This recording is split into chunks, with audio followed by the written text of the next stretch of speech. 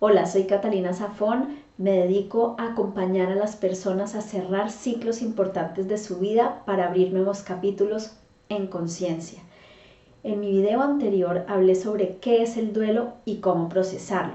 En resumen, el duelo es un proceso de asimilación y elaboración de una herida o fractura emocional hasta lograr sanarla.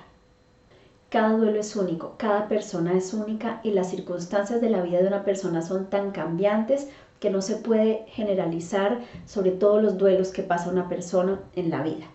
Consciente de eso, la doctora Elizabeth Kubler-Ross desarrolló las 5 etapas del duelo. Kubler-Ross fue pionera en los cuidados a pacientes terminales y en las experiencias cercanas a la muerte. Fue una gran maestra de la vida y la muerte. Con estas 5 etapas, ella presentó una guía para ayudarnos a transitar este camino del duelo y cualquier experiencia que genere la sensación de pérdida. Estas etapas no necesariamente deben entenderse como en un orden estricto y necesario. Pueden ir en un orden o en otro, en algunas personas es más intenso o en otro, es simplemente una guía para poder transitar este camino de la mejor manera posible. Aquí van las 5 etapas. La negación es la primera emoción de rechazo ante una nueva realidad que es difícil de creer, una muerte, un accidente, una enfermedad. Nos paralizamos porque el cuerpo y la mente necesitan tiempo para asimilar que la nueva realidad ha cambiado. Básicamente no podemos creer lo que está pasando y decimos frases como esto es imposible, esto no puede ser, esto no me está pasando. En esta etapa todo carece de sentido, nada parece ser real y lo nuevo no parece ser posible porque nos cuesta mucho integrarlo en nuestra vida. Negamos, no creemos, nos aislamos, hablamos de otro tema, pero esta etapa es normal y necesaria porque el cuerpo y la mente necesitan asimilar y finalmente aceptar que esto tan doloroso sí está pasando. La rabia es la reacción al dolor.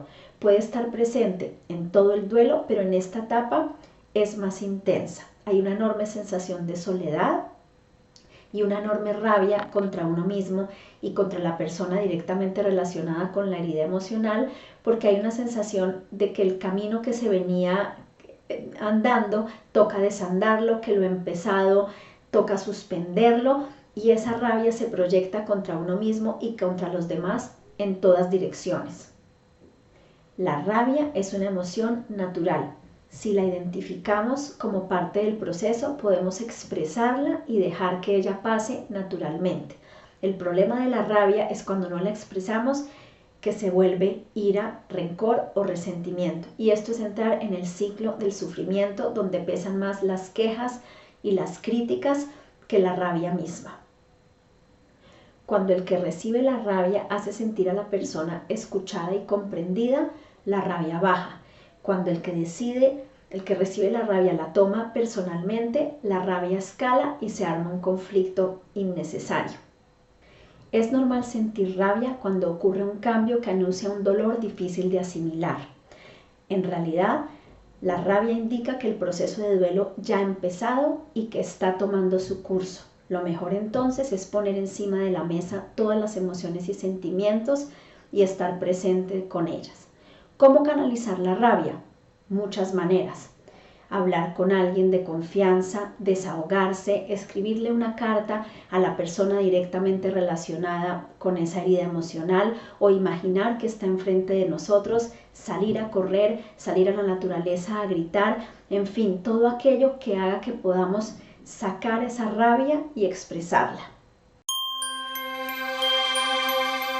En la etapa de negociación surge el deseo de volver al pasado antes de que ocurriera este evento doloroso.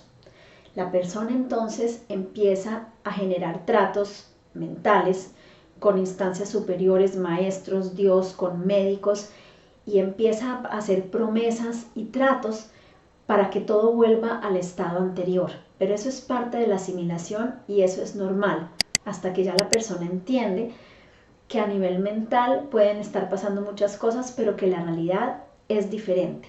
La etapa de negociación generalmente es la más corta. La etapa de depresión no debe confundirse con la enfermedad mental de la depresión, sino que debe entenderse como parte esencial y necesaria de un duelo.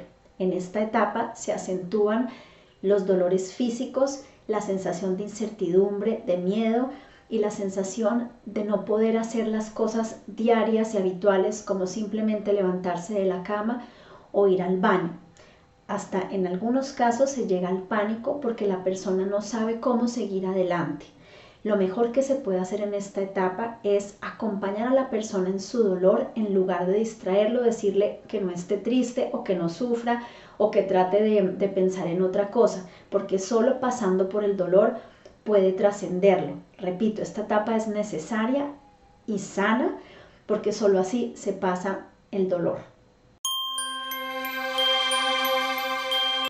En la etapa de aceptación se trasciende el dolor. Ya es posible ver la experiencia desde una perspectiva más amplia, no solamente desde la enorme tristeza y dolor. Se puede constatar cómo se ha madurado en el proceso y cómo se ha crecido. Después del duelo nos daremos cuenta que no somos la misma persona que empezó el camino. Nos habremos reinventado y habremos descubierto una persona cuyos recursos internos eran insospechados al principio. Con la aceptación es posible descubrir el propósito que había detrás de esa experiencia en el pasado tan dolorosa. Nos habremos reinventado y es el momento de plantearnos la pregunta de qué queremos de la vida a partir de ahora y qué podemos construir en el nuevo capítulo. Habremos cerrado un ciclo y estará verdaderamente empezando uno nuevo. Sin duda, los duelos hacen parte de muchos ciclos que se cierran. Son procesos dolorosos, pero enormemente constructivos. ¿Qué ha aportado la información de este video para tu proceso de duelo pasado o actual? Me encantará leerte, me encantará recibir tus comentarios y seguir profundizando de este tema. Muchas gracias y hasta muy pronto.